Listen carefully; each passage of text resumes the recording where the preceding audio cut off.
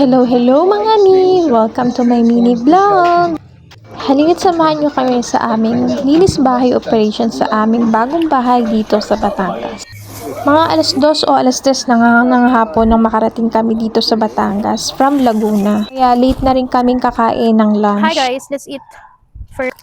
Meron akong strawberries. Nagdala rin ako ng egg. Meron kaming adobo. And ito yung pinakamasarap na adobo. Dumako na nga. Nasa loob na. Bumili na nga lang kami ng manok para sa ulam namin ngayon. And yung pork adobo naman, niluto na namin mula pa kahapon. Para may ulam kami hanggang kinabukasan. Tapos nga namin kumain, agad na rin kami naglinis. Yun naman kasi ang purpose kung bakit kami nandito. Laki na ng tiyan ko. Busog na.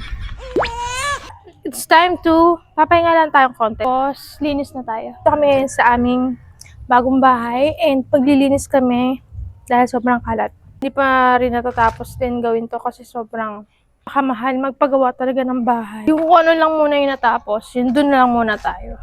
Hi, Choy! Shh!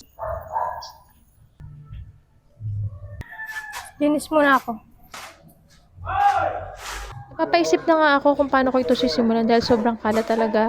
Ayun kasi dito yung mga tornilyo at yung mga bakal na pinagawaan nung magpagawa kami ng. Kapag naglilinis ay pinababa na rin nga ni husband yung mga gamit namin. Dito kasi kami matutulog ng gabi para kinabukasan malinis pa namin. Hindi nga rin kasi kakayanin ng isang araw dahil sa sobrang alikabok at kalat sa loob at labas. Lak lang naman ibibigay mo dyan eh. Hindi, boss, para kabit doon. Walang tubig yung ano. Pero kailangan ko ilagay yung mga gamit. Bawas ko yung mga lupa dito, baka magpapay. Ha! Ang bango! In fairness, ang bango pa rin. Nakilikili ko. Sadyang napakakalat kaya naman nung matapos kong walisan yung sa babae, nagpahinga muna ako saglit. Matapos kong linisin yung sa babae, ito naman ang sinunod ko yung sa taas. Winalisan at nilampaso ko din to. Sobrang alikabok nga hindi mo pwedeng hindi lalampaso. Nakailang ulit pa nga ako nalampaso dito dahil sobrang alikabok talaga, hindi mo matutulugan.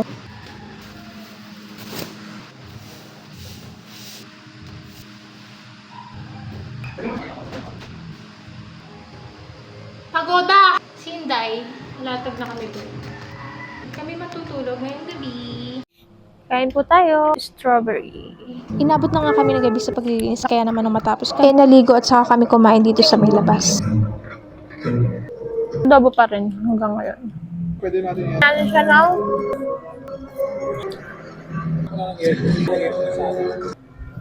Lang, bye-bye.